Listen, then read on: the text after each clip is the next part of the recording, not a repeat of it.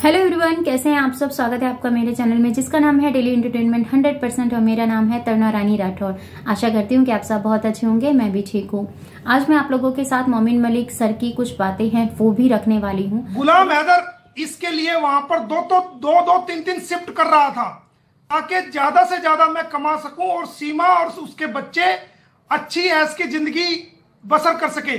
लेकिन हैदर तो सऊदी अरब में था, ये पाकिस्तान में रहकर भी और वहां पर भी इसने, ये सचिन को पता नहीं ना इसकी हकीकत। आप देखिए वहां क्या कर रही थी, और जो व्यक्ति इसके साथ था उस व्यक्ति ने मुझे इसकी ऐसी ऐसी वीडियो भेज रखी है, ऐसी ऐसी भेज रखी है। एक छोटी सी वीडियो मैं दिखा देता हूं, आप अंदाजा करो ये लोगों को किस प्रकार, ये देखो इसकी हकीकत। और गुलाम हैदर को इसने कहीं का नहीं छोड़ा है, उसको भरोसे को तोड़ा है। वो इंसान रात दिन मेहनत करके, मजदूरी करके वहां से पैसे भेजता था, इसकी हर जरूरत को पूरा करता था। और बदले में ये क्या कर रही है, इसने पाकिस्तान में भी क्या किया, ये यहां आके भी क्या कर रही है। ये दोस्तों, ये सब फैसला आप करोगे, इसके बारे में आपके ऊपर छोड़ दिया जाया है कि ये क्या है। मैं इसके किसी गलत रिलेशन की पुष्टि नहीं करता, लेकिन जो मुझे उसने बताया है, भाई सुन करके कानों पे हाथ रख लो। ऐसा कार्य किया है, इसने देश को शर्मसार किया है।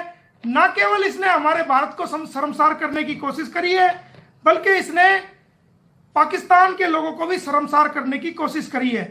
ये किसी की नहीं, जो अपने देश की नहीं वो किसी की नहीं। तो मेरी आपसे रिक्वेस्ट है कि आप इस चीज का फैसला करो और देखो और समझो कि कौन गलत है कौन ठीक है।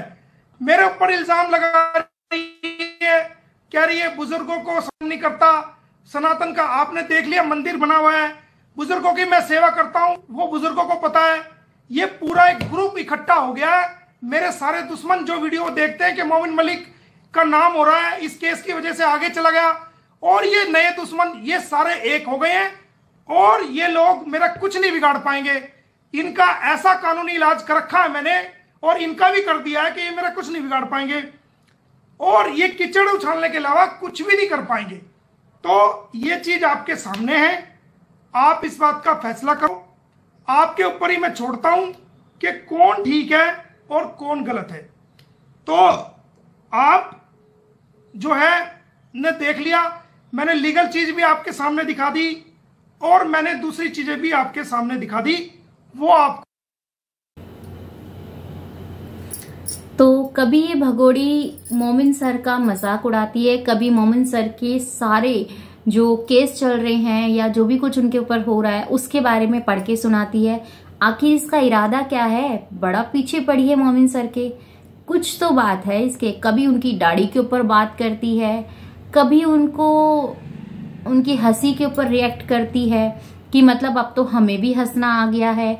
आखिर ये चाहती क्या है, क्यों जो मिलने वाले इसके हैं, जो बहुत ज्यादा वायरल हुए हैं, जिन्होंने खुद सामने से आकर आस्था माँ को अपनी सारी सच्चाई बताई है और इसके बारे में उनसे रूबरू कराया है कि ये है भगोड़ी की असलियत। तो जब हम लोगों को इसके बारे में पता चला ना, तो हम लोग भी शॉक रह गए। क्या ये माँ ऐसी भी हो सकती है? बिल्कुल हो सकती है। तो इसका उदाहरण मैं आपको यहाँ पर भी दे देती हूँ। ये जरूरी नहीं है कि पाकिस्तान की या अदर किसी भी कंट्री की ऐसा हो सकता है, ये हमारे भारत में भी एक ऐसा किस्सा हुआ है। एक लड़का है जो कि बहुत ज्यादा वायरल है, 8 से 10 साल का लड़का होगा या 13 साल का लड़का है वो, और गुरु गोविंद सिंह को बहुत अच्छी तरीके से मानता है, कहता है उनकी कृपा है मेरे ऊपर, और आमलेट का रोल बनाकर वो अपनी शॉप चलाता है। उनके फादर की डेथ हो चुकी है और उनकी माँ उनको छोड़कर अपने मायके चली गई है। 2 बहन भाई हैं, बुआ उनका लालन पालन कर रही है, क्योंकि वो कमा रहा है तभी कोई उनकी परवरिश कर रहा है, क्योंकि अगर वो कमाता नहीं तो कोई उसकी परवरिश तक नहीं करता। ठीक है ना। रही बात इस चीज की कि एक वो माँ भी है जो अपने बच्चों को छोड़कर, जिसको पता है कि उसके सिर से उसके बाप का साया उठ गया है, बाप है नहीं इस दुनिया में, उसको छोड़कर अपने मायके में जाके बैठी है। इतनी निर्दयी माँ होती हैं, मानना पड़ेगा। जैसी एक उस बच्चे की माँ थी ऐसी ही भगोड़ी है। उसकी माँ का कैरेक्टर हम लोग नहीं जज कर सकते क्योंकि उसकी माँ से ना हम लोग मिले हैं ना वो है, पर उस बच्चे से इतना सुना है, उस हिसाब से हमें पता है कि उस बच्चे के 13 साल के बच्चे के सिर पर इतनी जिम्मेदारी आ गई है कि वो अपने आप को संभाले या फिर अपने घर को संभाले। एजुकेशन भी कर रहा है, पढ़ाई भी कर रहा है। यहीं पर जब मैंने उस चीज को देखा तो मुझे तुरंत देखने के बाद तुरंत ये ख्याल आया राज का, कि राज ज्यादा बड़ा नहीं है, छोटा सा बच्चा है, उसको जिस तरीके से बोला जाता है, ट्रीट किया जाता है, वो सब समझ में आता है।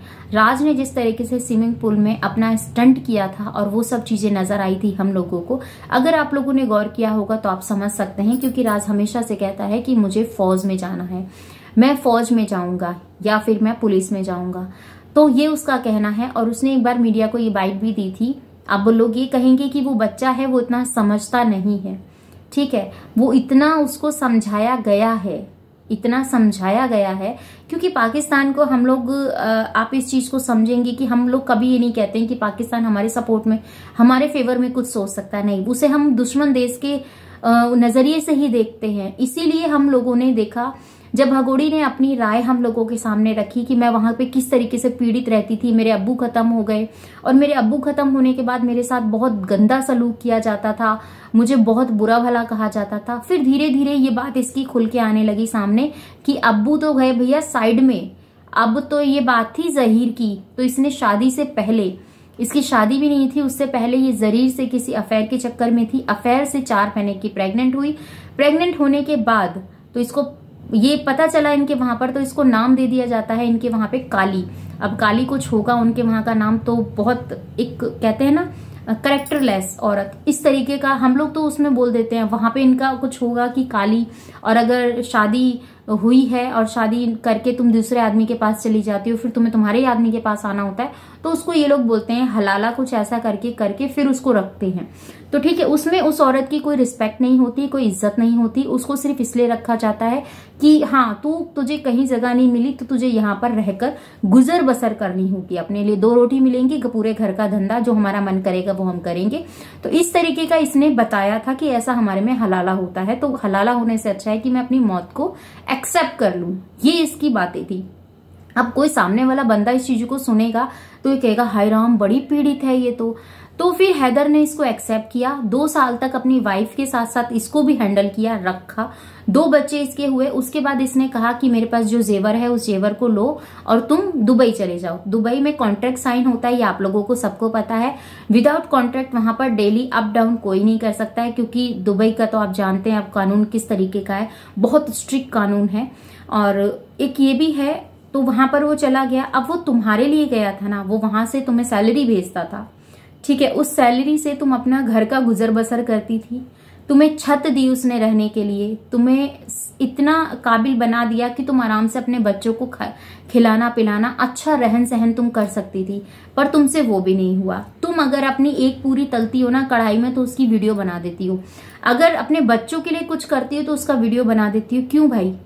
हर चीज दिखाने के लिए नहीं होती। अगर ये ममता प्यार है, तुम अपने बच्चों को खिला रही हो, उसको फोटो खींच रही हो, दुन्ने में देख के, क्या तुम्हारे घर में बर्तन कम पड़ गए थे, या फिर बर्तन मांजने की तुम्हें आफत लग रही थी कि हाय ये तो बर्तन बढ़ जाएंगे, फिर मुझे काम करना पड़ेगा, फैलावड़ा फैल जाएगा और मेरी सुंदरता पे दाग लग जाएगा, क्योंकि अगर मैंने बर्तन धो दिए तो हाथ खराब हो जाएंगे, ठीक है, धूप में बैठ गई तो कलर फेड हो जाएगा, वैसे मेरे थोबड़े की बैंड बची हुई है, यही सोचती हो ना तुम।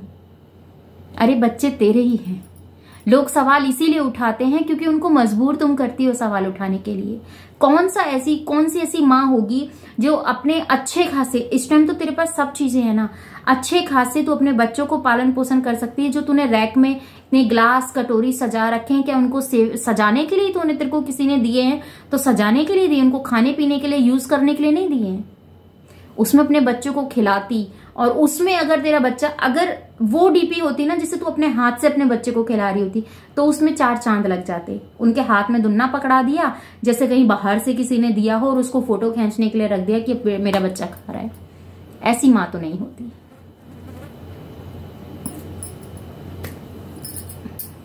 ऐसी माँ तो नहीं होती। क्या लगता है आपको? कमेंट में जरूर बताइएगा।